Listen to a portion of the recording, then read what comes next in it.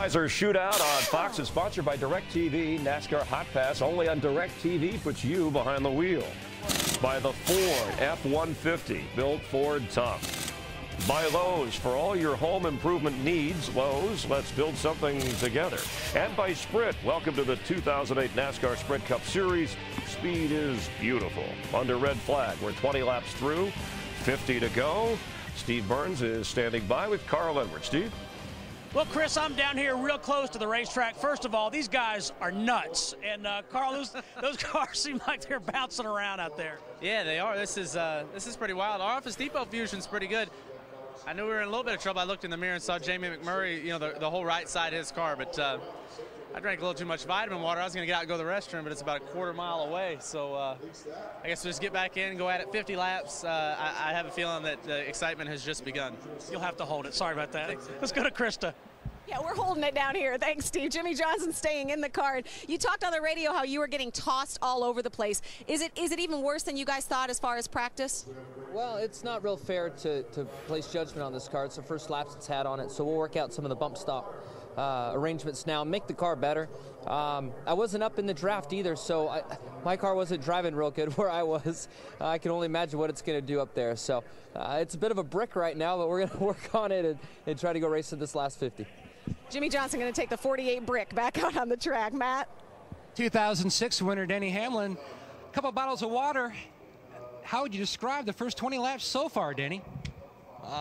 Pretty tame. I'd say it's about a level 7 out there right now, but you're expecting a level 10 later? 9.5, probably. Yeah, I mean, it looked like right there towards the end, right before that tire cut, the field's starting to get strung out a little bit. So I think right around lap 15 is where you're going to see guys start to get separated. So it looks like you're going to have your track position before lap 15. So I think everyone's going to kind of go crazy to try to get that track position for the first 15 laps while you still got good tires, and put yourself in position there at the end to try to make a move for the win.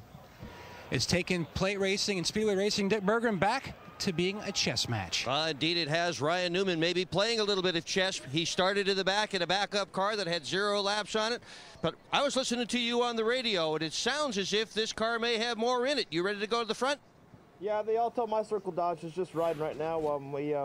We got to protect our car a little bit. Didn't really know what to expect in the first 20 laps there, and just kind of riding around like I said. So it's go time here in a little bit. Not quite right away, but we'll see. I think we'll be all right. And the truth of that whole story is they have made virtually no adjustments to this car on the pit stop.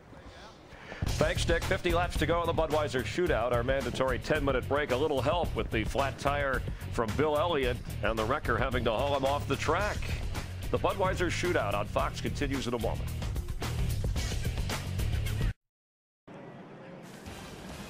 In the Budweiser Shootout at Daytona, Bill Elliott's wrecked car has been removed. Service has been completed up and down pit road. And the pace car will pick up the field at the end of pit lane and will go racing for 50 laps. Now, Larry, maybe you could make it on fuel with some cautions, but is fuel what you're worried about? Not really, and I think what just happened there on lap 16 with Bill Elliott would even make it a bigger concern. I know we say it's a backup car. It's not been on the racetrack. But the thing about it, we have been lurking with this problem all throughout testing, and I don't know that it's a problem with the tire as much as how aggressive teams are getting with their setup to make these cars drive better. And Kevin and Jeff, we've got to run a long way. The big thing I would be looking at of these other 22 teams, what did my right front tire look like? I know for a fact, crew chief, I'm getting 4 tires whether you like it or not. Yeah. And when the guy starts complaining about what the car starts pushing, you better be thinking about getting out of it and getting on pit road and making that change right there, Kevin. Otherwise, you're going to see a repeat of what happened to Bill Elliott. Well, I think as these cars, you know, they ride around on these bump stops, and the camera is so sensitive in these cars. If you're off, I mean, just that much, we've seen the inside edge of the tire wear out, the outside edge of the tire wear out, and some of the tires just get little, you know, they get a lot of checks in them, and they get little spots in them where the cords start to show, and if you're pushing, you're in big trouble. Well, we heard some guys right there, the Carl Edwards, for example, he felt like the right front tire was giving up on his car, Chris. So these things are going to come into play during these final 50 laps. So strategy, we talked about it, strategy. And we'll see how it plays out. 50 laps to go. The Budweiser Shootout from Daytona Beach, Florida on Fox. Glad you're with us. NASCAR at Fox and the Budweiser Shootout. 23 drivers, most ever in this event. 30th running of the Daytona 500. On lap 4, Dale Earnhardt Jr.